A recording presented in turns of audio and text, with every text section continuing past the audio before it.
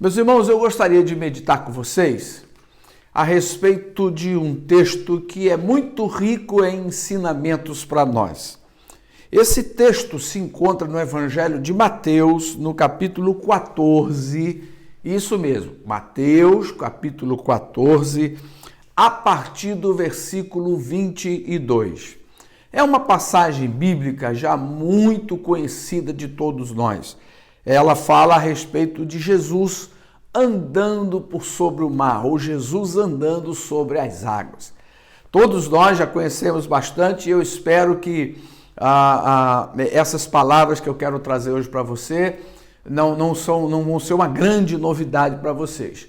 Mas certamente eu gostaria de colocar aqui algum tempero diferente nessa sopa aí, nesse caldo que a gente já tanto prova, e esperando que o Espírito Santo de Deus toque o seu coração, toque o coração de todo aquele que meditar e ouvir essa pregação. Olha o que diz a Bíblia assim, olha, logo a seguir, capítulo 14, verso 22, logo a seguir o quê? Depois que Jesus operou a primeira multiplicação dos pães e peixes. Então, logo a seguir, compeliu Jesus os discípulos a embarcar e passar adiante dele para o outro lado, enquanto ele despedia as multidões. E despedidas as multidões, subiu ao monte a fim de orar sozinho. Em caindo a tarde, lá estava ele só. Entretanto, o barco já estava longe, a muitos estádios da terra, açoitado pelas ondas, porque o vento era contrário. Na quinta vigília da noite, foi Jesus ter com eles, andando por sobre o mar.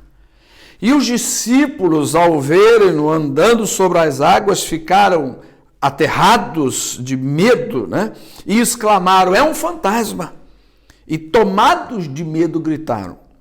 Mas Jesus imediatamente lhes disse, tende bom ânimo, sou eu, não temais. Respondendo-lhe Pedro disse, se és tu, Senhor, manda-me ir ter contigo por sobre as águas. E ele disse, vem. E Pedro, descendo do barco, andou por sobre as águas e foi ter com Jesus. Reparando, porém, na força do vento, teve medo. E começando a submergir, gritou, salva-me, Senhor. E prontamente, Jesus, estendendo a mão, tomou e lhe disse, homem de pequena fé, por que duvidaste? Subindo ambos para o barco, cessou o vento. E os que estavam no barco o adoraram, dizendo, verdadeiramente és filho de Deus. E o verso 34 diz assim para a gente, então, estando já no outro lado, chegaram à terra em Genezaré. Que Deus abençoe a sua palavra e nos acrescente a bênção. Meus irmãos, o que a gente faz quando a gente está no meio de uma luta, de uma tempestade? Aliás, ninguém gosta de enfrentar tempestades. Aliás, até o reverendo Hernandes Dias Lopes, um reverendo presbiteriano, diz que as tempestades são inesperadas, são inadministráveis, elas são impetuosas, são difíceis de vencer, e é verdade. Ninguém administra uma tempestade, ninguém consegue se sentir seguro diante de uma tempestade. Então, como é que a gente faz? Ou até melhor, se a gente fosse pensar aqui, quais são as lições que uma tempestade pode nos trazer? Ou para que serve uma tempestade na nossa vida? Ou, aliás, ela serve para alguma coisa?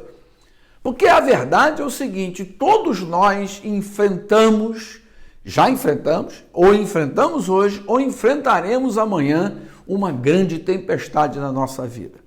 Na minha cidade, por exemplo, em Petrópolis, cidade natal, eu me lembro de que as tempestades de verão são muito pavorosas por causa dos raios. É uma cidade montanhosa, então a montanha é um para-raio natural. Então, e eu morava numa montanha, aquilo, quando criança, me trazia sempre um certo temor. E todos nós já enfrentamos aqui tempestade. Mas e as tempestades da vida? aquelas que vêm para nos assustar. E a história bíblica aqui mostra isso, que os discípulos estavam obedecendo a Jesus, presta atenção, foi Jesus quem os mandou atravessar o mar da Galileia. Então eles estavam obedecendo a Jesus, eles estavam debaixo da graça de Jesus, mas mesmo assim tiveram que enfrentar uma grande tempestade. E sabe qual é o pior? O mais difícil talvez para eles é que na primeira tempestade que eles enfrentaram com Jesus, Jesus estava no barco. Você se lembra? Jesus estava no barco, dormindo, eles acordaram a Jesus, Jesus repreendeu o vento, repreendeu o mar, e a gente conhece essa história. Mas nessa tempestade aqui agora, Jesus não está no barco. Você viu pelo relato bíblico que Jesus foi para o monte para orar e deixou os discípulos sozinhos. A gente até entende que isso é uma pedagogia de Cristo. Ele foi ensinando os discípulos a viver sem a sua presença física. Ele foi ensinando os discípulos o que é maturidade espiritual. Então, as tempestades, na verdade, essa é uma coisa que a gente tem que sempre guardar, de alguma maneira elas servem para que a nossa fé aumente, elas servem para que a gente suba um nível espiritual. Elas servem de alguma maneira para que a graça de Deus se manifeste nisso. Mas essa tempestade aqui tem algumas lições que eu creio que são muito próprias para nós hoje. Primeira delas é que quando nós estamos numa tempestade, numa luta muito grande, é sempre difícil manter aquela fé acesa. Não é fácil manter uma fé viva diante das tempestades que são fortes. É muito difícil. Olha, quando a gente tem uma dor de cabeça, é uma coisa. Quando a gente tem um câncer, é outra. Quando alguém está com resfriado, é uma coisa. Quando alguém está com Covid-19 entubado na UTI do hospital, é outra coisa. Então, sempre é muito difícil. É por isso que os discípulos ficaram com medo da tempestade. É por isso que quando Pedro vai andar sobre as águas, ele começa a afundar, porque ele teve medo. Sempre é difícil. Aliás, quando o medo aumenta, a fé diminui. Quando o medo entra em cena, a fé desaparece. As duas coisas não andam juntas. Mas eu quero dizer a você que eu sou solidário com você que está enfrentando dificuldades e está assim, meu Deus, o que está acontecendo? Senhor, a minha fé está tão fraca. Eu, Bispo Fernando Ramos, sou solidário com você, porque não é fácil manter a fé acesa, não é fácil manter uma fé viva quando a gente está no meio de uma tempestade. Não é fácil. Mas a segunda coisa que me chama a atenção, e isso é uma verdade, é que nós temos que crer que no meio da tempestade é possível a gente ter uma nova experiência com Deus. A primeira experiência que os discípulos tiveram aqui é de enfrentar uma tempestade onde Jesus não está fisicamente. Essa é a primeira coisa. Mas a segunda a gente vê com o apóstolo Pedro, porque ele está ali no meio do barco e quando Jesus vai se aproximando, andando sobre as águas. E é curioso que Jesus não vem de barco, Jesus vem andando sobre as águas.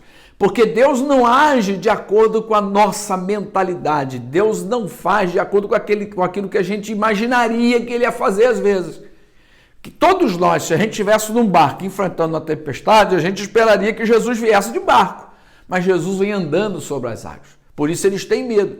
Então Jesus está concedendo a eles também agora uma nova experiência de mostrar a eles de que o modo de agir nem sempre será de acordo com o nosso modo de pensar, mas Deus faz como quer, quando quer, onde quer, do jeito que Ele quer. Essa é a verdade.